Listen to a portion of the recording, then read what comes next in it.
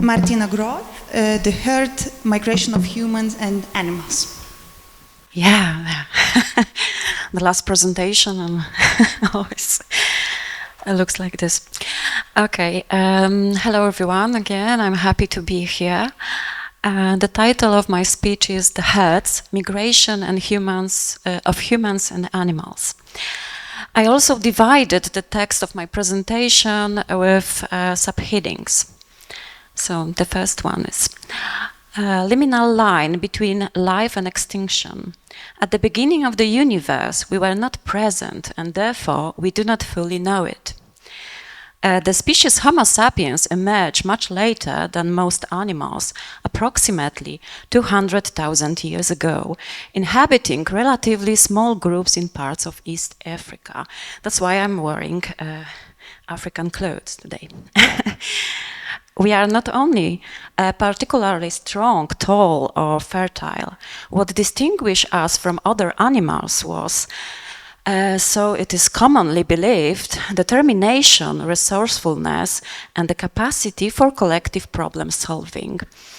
At this point, however, it should be added that Edward O. Wilson's research on termites, ants, bees, and wasps demonstrated that these species also form social groups and adapt to their environments, thereby challenging a key humanistic assumption regarding the exceptionalism of humans.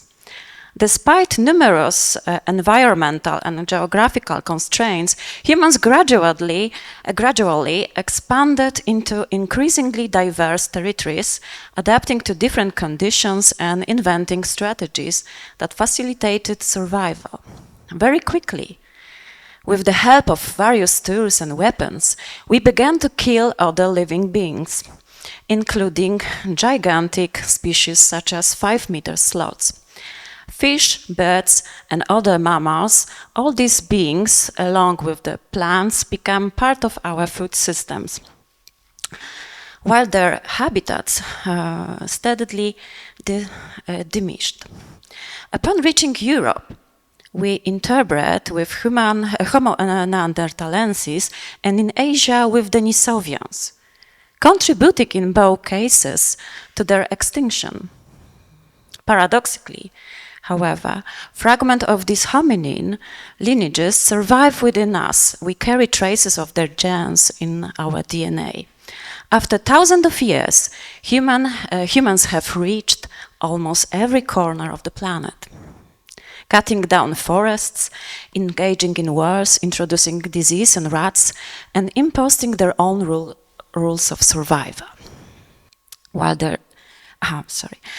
After thousands of years, humans have reached almost every corner of the planet, cutting down forests, engaging in wars, introducing disease in rats, and imposing their own rules of survival. Elizabeth Colbert, in The Sixth Extinction, An Unnatural History, offers a detailed analysis of various hypotheses, theories, and scientific studies, illustrating the long-term consequences of anthropocentric activity.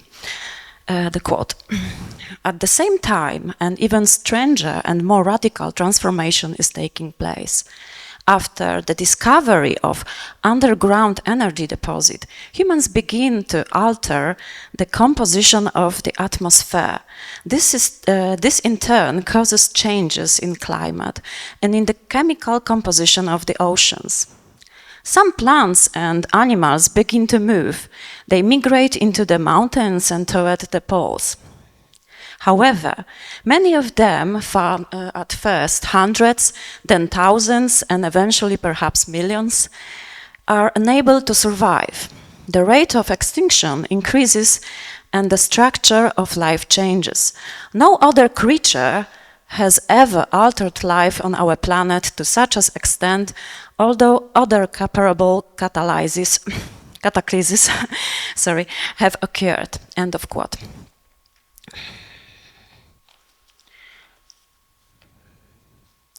We are currently in the midst of another sixth mass extinction, also referred to as the Holocene or Anthropocene extinction, caused by human induce transformation of ecological landscapes.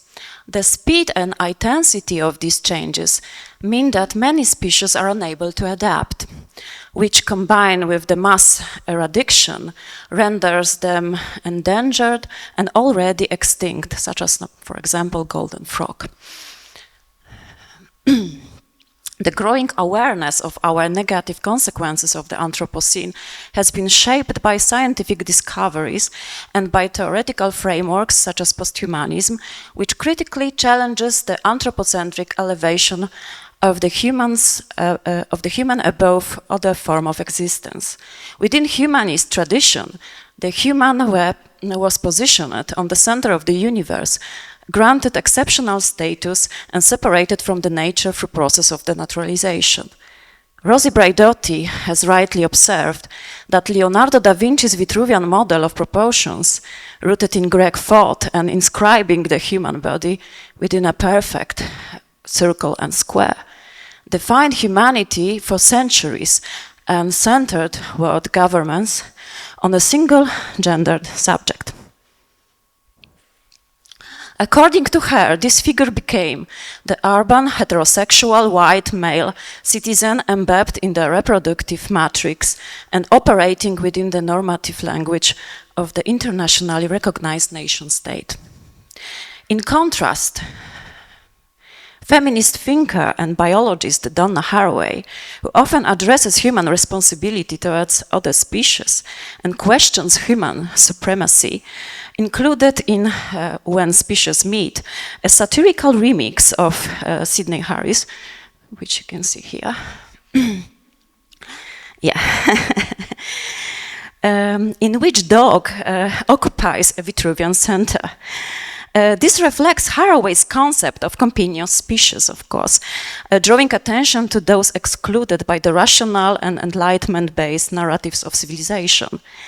In her writings and lectures, Haraway repeatedly emphasized that humans share molecular continuities with non-humans. There is no strict ontological separation between them. Scientific findings clearly demonstrate that the boundary between us and the nature is increasingly blurred. We are mutually dependent, and what we call the human body is not composed solely of human cells. Alongside them, in comparable numbers coexist bacteria, fungi, and other microorganisms, carrying their own genomes. Our corporeality is therefore open, codependent, and sustained through multi-species assemblages rather than ontological purity. We constitute a holobiont, a single biological system. In opposition to both individualistic Anthropocene frameworks and profit-driven capitalocene logics, Haraway advocates for interspecies collective action and the formation of multi-species communities. A shift in paradigm would allow us to the enter of Cthulhucene. A line made by walking. Walking is an embodied practice of world-making that embeds us within diverse environments. As Rebecca Solnit has argued, it is a way of knowing the world through the body and the body through the word. Walking also became an artistic act, as demonstrated in 1967 by British artist Richard Long in A Line Made by Walking, when he created a straight path through a meadow in Wiltshire simply by walking. You can see here documentation. This idea of merging art with nature and of processually inscribing movement as a macro scale resonates with contemporary artistic practices such as the walk. This project emerged through the collaboration of several entities, primarily the Work Production and the British organisation Good Chance Theatre, formed through the theatrical activities in the informal refugee camp in France near Calais. The experience led to the production of The Jungle from 2017, directed by Stephen Daldry and Justin Martin. Within the context, the character, Amal, appeared for the first time as a young girl who spoke only one word, school. It is subsequent outdoor performance. Amal took the form of 3.5-meter tall puppet representing a 9-year-old Syrian refugee girl. Her name, Amal, means hope in Arabic.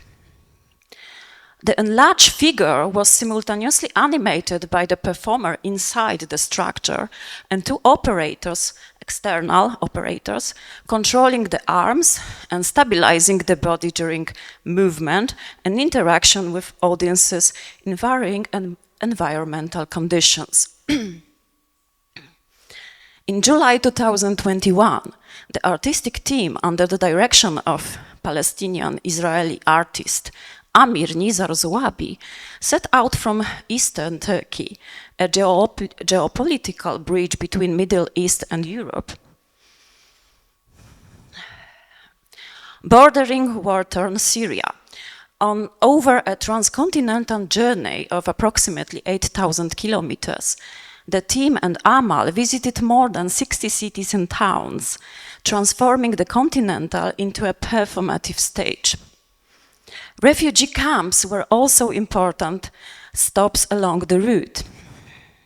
The project culminated in November 2021 in Manchester as the western edge of Europe. Each location, the enlarged figure of the child made visible the experience of displaced children, those separated from families, forced into a solitary and dangerous journey. Searching for her mother, Amal also acted on behalf of those who, under similar conditions, sought asylum, calling for remembrance, solidarity, and access to safe migration routes and shelter. In response to Islamophobia and social polarization surrounding migration, the artists involved the walk sought to transform public perception of the refugee experience and to build a transcontinental community grounded in empathy. Amal became a figure of multicultural child audience, a representative within artistic and adult worlds, elevated to the status of symbol not only hope, but also struggle for the rights of vulnerable human beings to dignity and safety. And I will play right now a short video recap. Yeah. Sorry for my voice.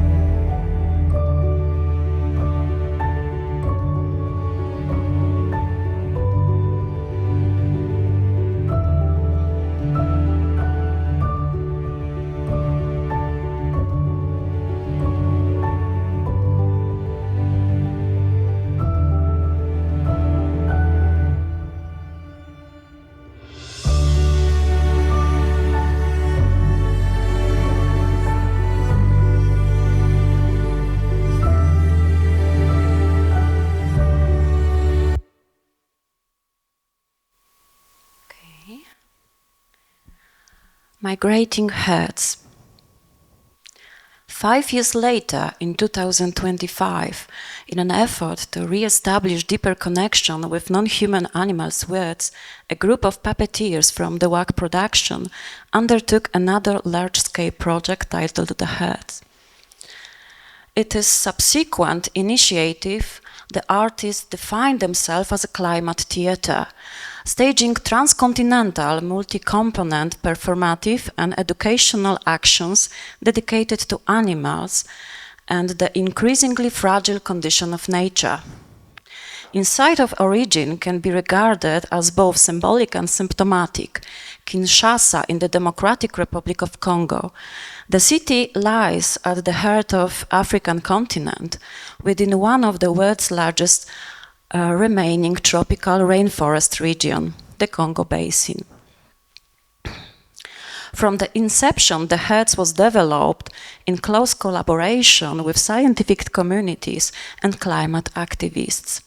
As its creator declared, the project followed principles of sustainability, ranging from production processes and transport to its digital methodology. The project involved the creation of several dozen life-size animal puppets representing species characterized of the region, such as kudu antelopes, lions, giraffes, elephants, wild beasts, and primates including gorillas, baboons, chimpanzees, mandrills, and vervet monkeys. As the puppet herd traveled, it expanded to include other species such as red deer, wolves, zebras, moose, and reindeer. This marked overrepresentation of primates not only reflected their diversity and wide distribution across Africa, but also several educational and symbolic function, reminding audiences of our evolutionary proximity to them, as they, like humans, belong to the hominid family, and significantly, many species are currently endangered. The animal puppets were designed by Ukwanda Puppets and Design Art Collective. Here you can see the workshops in Cape Town, together with artists from other groups, including Craig Leo of Handspring Company. In later stages, students from art academies, puppeteers, and organizations from host countries also contributed to the developments you can see here. The animals were constructed in accordance with zoological models based on wooden laser skeletons assembled into structural frameworks. Their bodies were made of recyclable materials such as cardboard, fabric, and steel components. The variety of size, form, and mode of animation, depending on the specific locomotion patterns of each species. Their construction required a balance between lightness and durability while maintaining fidelity to animal morphology. Prototyping, testing, and rehearsal in diverse environmental conditions were necessary before the journey began. As artist Billy Langa from Ukwanda noted, breath played a crucial role in animating the puppets. You can see documentation of the rehearsals.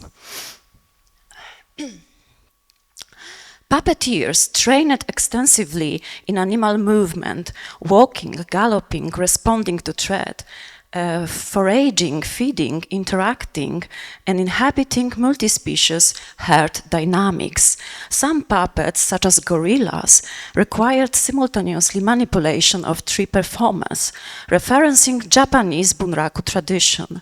However, unlike bunraku, performers did not wear hooded costumes, black hooded costumes. They remained visible in what Craig Leo described as shy acting, focused on animating the puppet rather than concealing the human presence. Sorry? Yeah, we are running. Okay, so maybe the last phrase. This work was grounded in close ethological study, bodily empathy, and the attempt to awaken an embodied sense of wildness aligned with rewilding philosophies. I would like to just show a very short video recap from from the trip of the heads.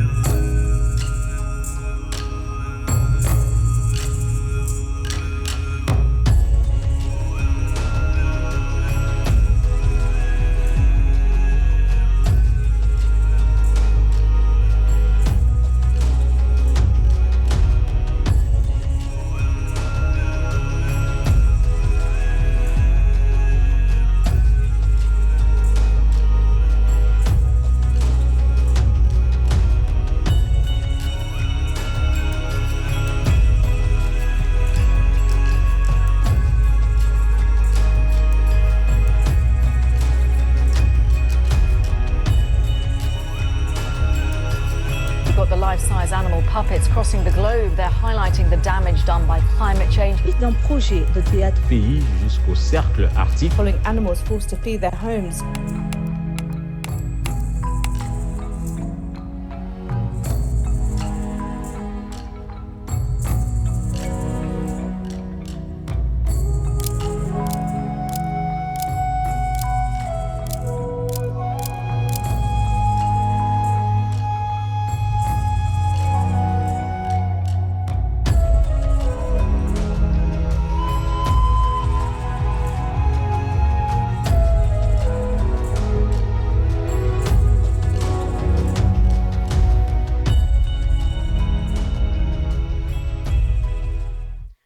They visited 11 countries, and yeah, I think this is what I wanted to say. Thanks.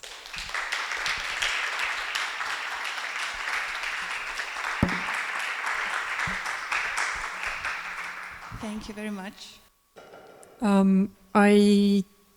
I don't know, this might be kind of like outside of the scope of the presentation today, but I wanted to ask a kind of really fundamental question about why the choice of puppets as media for a project with this kind of message. Also because, like from the point of view where I come from, the use of the word performative in this context does not ring right for me, because the use of puppets as media makes this project actually very highly representational, which in my understanding of the word performative is actually its opposite. So I just wanted to ask basically, why puppets? Yeah, because they are puppeteers. And I think they couldn't invite wild animals to the project, so that's why they tried to construct animal puppets in the, scale 1:1, yeah. And they didn't treat the animals they didn't instrumentalize them and infantilize them. They tried to learn how they behave in the natural environment, how they move, how they interact, what are their perspectives. So that's why I think it's more, it's post-humanistic perspective here. I find it a very deep connection with post-humanistic philosophy here. I hope I answered. Thank you for these beautiful examples. What I really appreciate about this project is the community-based activities and the workshops which were run. I'm not familiar with the project itself. I will check it out. But I really like this community-based spirit which stands behind that. It is not only like migration of puppets, but it's also migration of humans. Exactly, and humans, but also the co-creation of this in different parts of the world, right? With people, with different societies, with different groups, kids, adults, right? Yeah, so I just wanted to say that it makes me think also about how more than human entanglement can co-construct, right? The climate actions and climate storytelling later on. Yeah, the performative actions in the city. So yeah, there. You saw the documentation, but there were also many workshops, panel discussions, some meetings with activists, ecological climate activists, and also animal rights activists. So it was always combined with this educational, let's say, component in every of 11 countries. Thank you. I just wanted to say that I'm not against humanity, because it's often I heard that I'm telling about sixth extinction and so on, and I'm probably against humanity. No, I'm not. I promote the idea of Homo empathicus. This is what I wanted to say. I didn't finish my text, but this is the main goal. And what Zuabi said, that it's not a lack of knowledge right now. We are feeling overwhelmed because of this. So many informations, we've got the knowledge what's going on with the climate. We've got the knowledge about six of extinctions, but we don't know what to do with this, you know, how to deal with this, what we can do in micro scale and so on. So this is the problematic. How can we be more engaged in these processes, change the direction, yeah. Thank you very much once again.